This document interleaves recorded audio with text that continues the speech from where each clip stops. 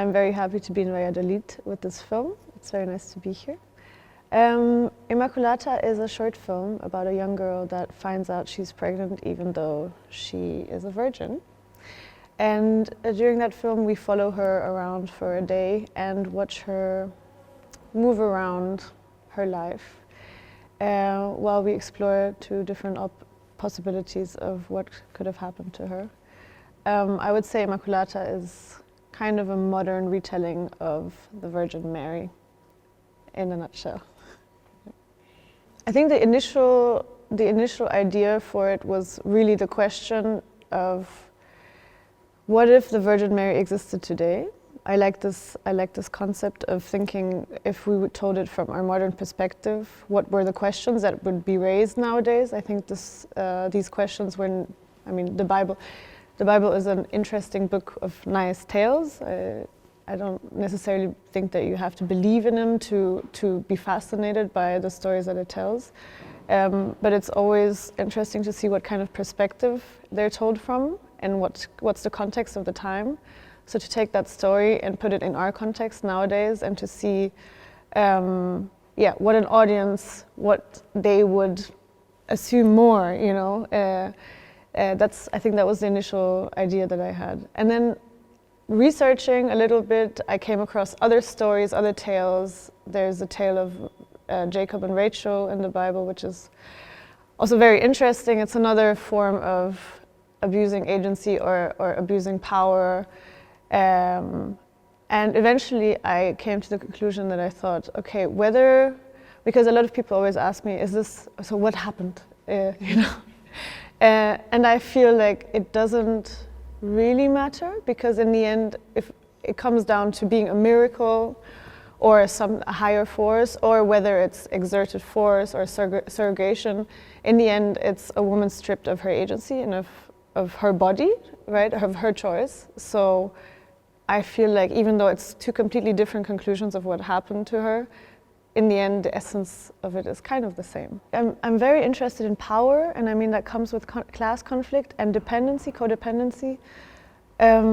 So what I thought would be an interesting dynamic is to have somebody that's, let's say, from a lower class working for an upper class, but the upper class, even though they can have everything, they can't have everything, right? There's always things that they can have, and where power suddenly can shift, or in this case, the cleaning lady suddenly has something that they need, and the dynamics shift because she has something that they might want, you know. So I'm interested in these gray areas in class, right, where it's not black and white, where suddenly the dynamics shift, where a maid can be the closest confidant, where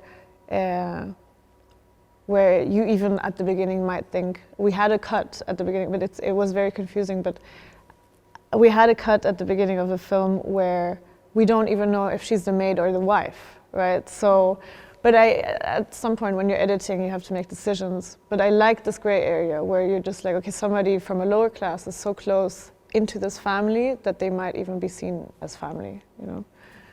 Well, in general, I wanted to, my last film that I did called Intermezzo was a chamber play also, but it was very focused on the dynamics of two siblings that talk. They talk about things that are also left unsaid, and it's always about the notes in between, but there's in general more dialogue. And I wanted to experiment with form and with sound.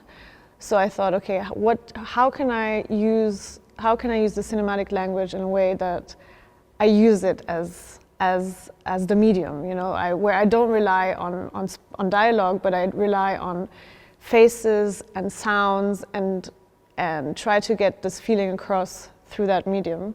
So I think the pacing kind of just came after that. It was more trying to not relieve the audience of an explanation immediately, but to kind of explore in depth the details of what's happening in that situation. I guess that the pace just adapts to that because you're being very detail-oriented and focused on all the senses that this woman has, right? Like in the end, we're very much with the girl who is experiencing a pregnancy, and I was one, like, pregnancy or any heightened state is always about your senses that are intensified. So I think film is amazing for that you can really explore the intensity of all the senses and make them felt and not explained through the medium. So I'm glad you asked about the class, because it's very much going into that dynamic of, how much can I say? It's about a wealthy heiress in Lebanon that suffers from health symptoms and hires a young nurse. So she comes into this estate. We have a way larger setting. It's an ensemble piece, and we basically explore exactly these dynamics of class, of power abuse, of codependency, and especially of role switching. So somebody that might come from the bottom, what could they do to be at the top? And that's the interesting part of the film that I won't tell.